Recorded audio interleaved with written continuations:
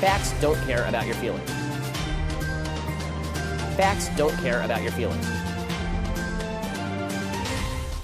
These are facts. The number of refugees worldwide has doubled in a decade, UN report says. That's from the New York Times.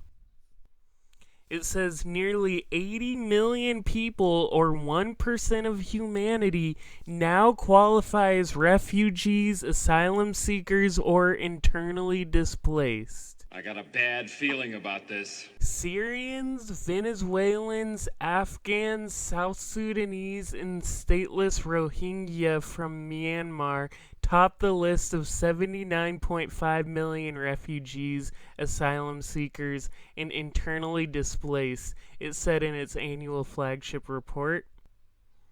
It says about 73% of refugees seek asylum in a neighboring country, defying, they say populist, I'm not going to use that word, defying the right-wing notion that they fled to the West, Mr. Grandi said. Here's the thing with populism. I've been seeing a lot of stuff online about how, oh, there's the populist left, the populist right, with the populist left and right have to work together. Then you also see stuff like in the New York Times. They'll always use populist to mean right-wing and xenophobic. And I don't really know what it means for there to be a populist left and populist right when presumably the left would not have these like xenophobic positions about refugees, especially not even just immigrants but refugees. So I'm really sick of the use of the word populist. Like I am left wing, and I assume everyone who's left wing is a populist in the most traditional use of the word. And I don't feel like I have any allegiance to right wingers who call themselves populists. That's kind of a detour, but that's just been a point of discourse online recently. I just think the idea of referring to someone primarily in a political sense as a populist doesn't really mean anything. Like, that could mean anything. What do you mean? Let's move on. So, Germany's top prosecutor accused Russia of ordering the murder of a man in a Berlin park in 2019. The victim was a 40-year-old Georgian citizen of Chechen descent. He was riding his bike through the park and got shot.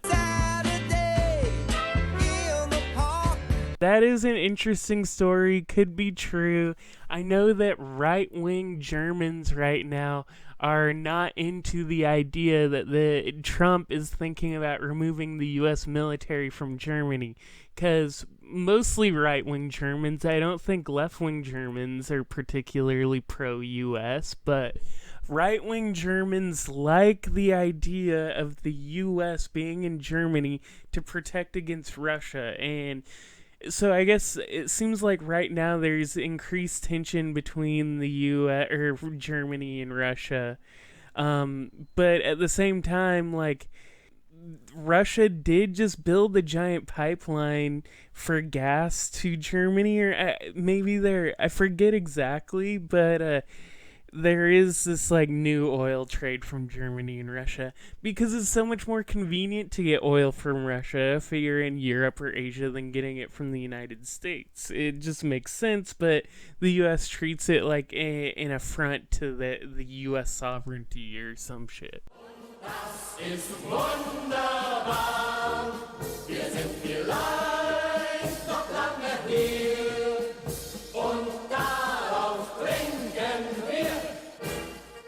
Our next story, 3 men were arrested on terrorism charges at Las Vegas protests, and they face up to 30 years in prison. Stop! You violated the law. The 3 men tied to the white extremist group known as Boogaloo were arrested at a Las Vegas protest in downtown for trying to exploit the demonstration with violence, and they have been indicted by a federal grand jury.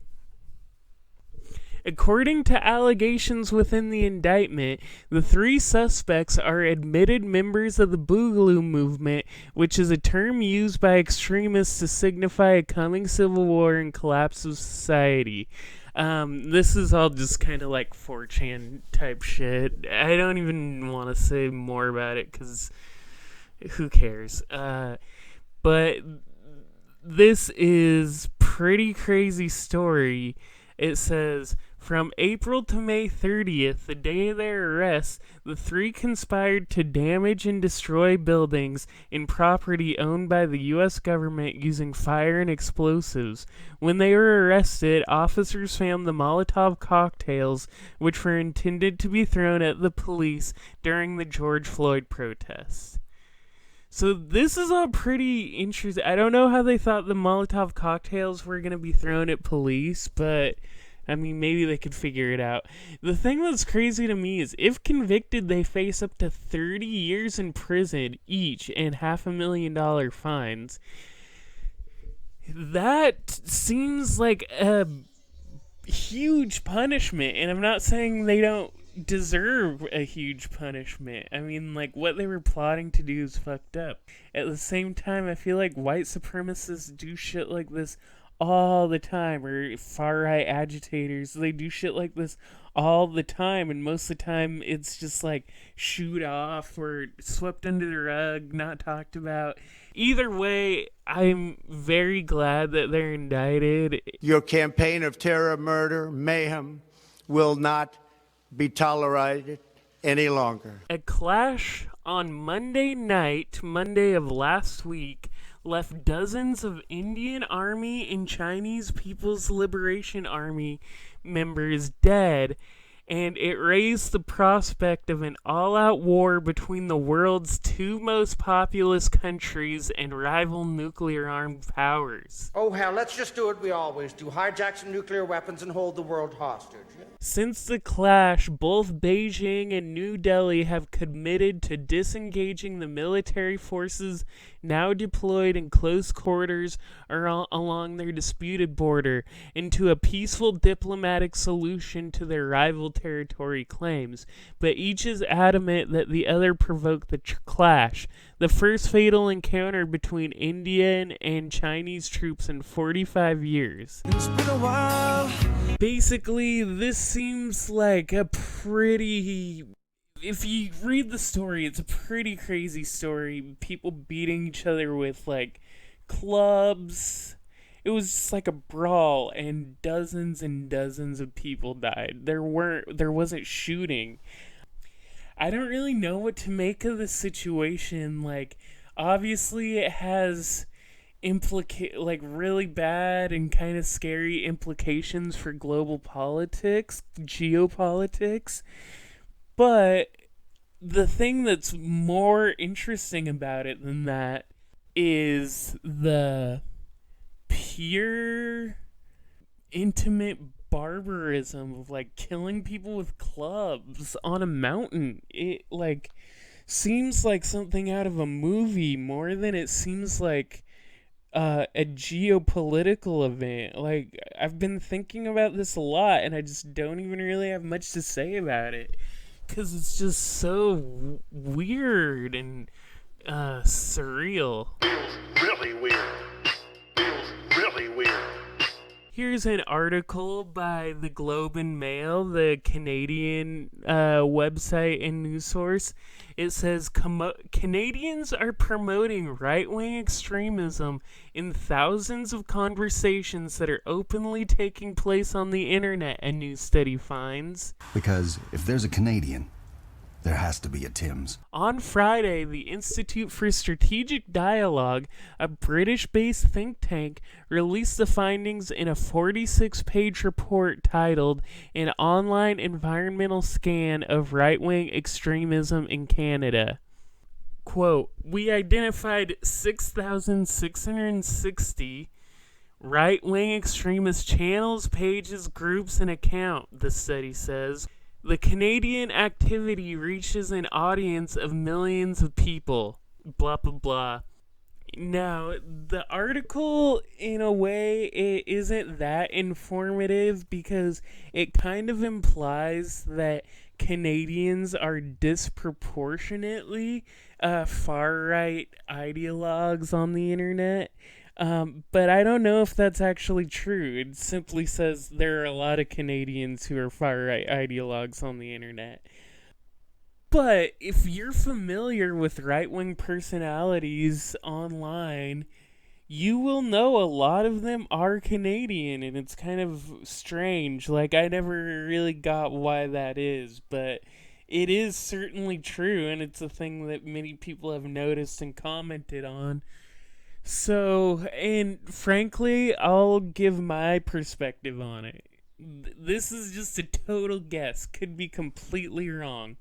If you're a right-wing Canadian ideologue, where are you supposed to go? Like, your views are, of course, accepted with some Canadians in some sense, but in terms of right-wing ideology, there's a huge audience in America.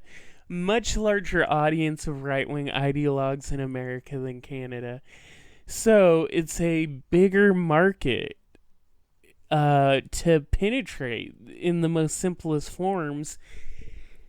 And you don't even have to go to America. All you have to do is read American news, which, with the America-centrism of both the world, but especially North America, it's really not hard to do that if you're Canadian. So, that's a sad but interesting story. Lots of right-wing bozos all over the internet from Canada. Oh, Canada, our home and native land, true patriot love. Now, the Nova Scotia shooter case has hallmarks of an undercover operation. Let me pull this up. Pull it up so we can see. Are you bringing it up, Jamie? This is by McLean's. It says, police sources say the killer's withdrawal of $475,000 was highly irregular in how an RSMP agent would get money. Gabriel Wortman, who is responsible for the largest mass killing in Canadian history, withdrew the money from a Brinks depot in Dartmouth, Nova Scotia on March 30th, stashing a carryall filled with $100 bills in the trunk of his car. Sources in both banking and the RCMP say the transaction is consistent with how the RCMP funnels money to its confidential informants and agents and is not an option available to private banking customers. Then the article gets into Gabriel Wortman's, the shooter's, who happened to have a lot of RCMP Mountie paraphernalia in his home, and he claimed to be a private collector. It says, court documents show Wortman owned a New Brunswick-registered company called Berkshire Broman, the legal owner of two of his vehicles, including one of his police replica cars. Whatever the purpose of that company, there is no public evidence that it would have been able to move large quantities of cash. Wortman also ran his own denturist business, and there is no reason to believe it also would require him to handle large amounts of cash. So he basically had no reason to have the cash, and he got it the way an agent does. The article continues, if Wortman was an RCMP informant or agent, it could explain why the force appeared not to take action on complaints about his illegal guns and his assault on his common-law wife. So the guy had illegal guns. People knew enough to complain about it. He beat his wife, and they did nothing about it. He was basically protected. A Mountie familiar with the techniques used by the force in undercover operations, but not with the details of the investigation into the shooting, says Wortman could not have collected his own money from Brinks as a private citizen. He added that Wortman's transaction is consistent with the Mounties' experience in how the RCMP pays its assets. I've worked a number of CI cases over the years, and that's how things go. All the payments are made in cash. To me, that transaction alone proves he has a secret relationship with the force, end quote. Now, the obvious question here you have to ask yourself is, was this guy a secret agent and he went on a killing spree in his private life, or was the killing spree part of what he was being paid to do? Do you think he wanted to die and they were like, hey, before you die, go on a killing spree? I don't know how else to understand this. It defies conventional understanding. Or am I so sane that you just blew your mind? Because if there's a Canadian, there has to be a Tim's. As a bit of a palate cleanser, I have this article that says, Donald Trump says he heard, quote, interesting things about aliens, but refuses to reveal secrets of Roswell UFO site. So his son, Don Jr., asks Trump if he'll ever consider, quote, letting us know there's aliens. This is the only thing I really want to know. Would you ever open up Roswell and let us know what's really going on? And let's see how Trump replied. Responding to his son, the president said, quote, so many people... Let me put on my Trump impression. So many people ask me that question. It sounds like a cute question. There are millions and millions of people who want to go there, who want to see it. I won't talk to you about what I know about it, but it's very interesting. I'll have to think about it. Sorry, my Trump always sounds very like flamboyant because whenever I do an impression, I always go in a kind of higher pitch on accident. So, very interesting, folks. Big time aliens, folks. Very interesting. And one more alien story to carry on the theme. This article from livescience.com, quote, it's not ours. Government denies knowledge of strange UFO over Japanese city. A strange balloon-like UFO appeared in the sky over the city of Sendai, Japan, June 7th around 7 a.m. It remains a mystery a full day after its sudden arrival. The object looked like a large, white, unmanned balloon attached to two cross propellers, according to news reports. The UFO lingered in the sky, largely motionless, for several hours before drifting over the Pacific Ocean. I'm watching a video of this balloon right now.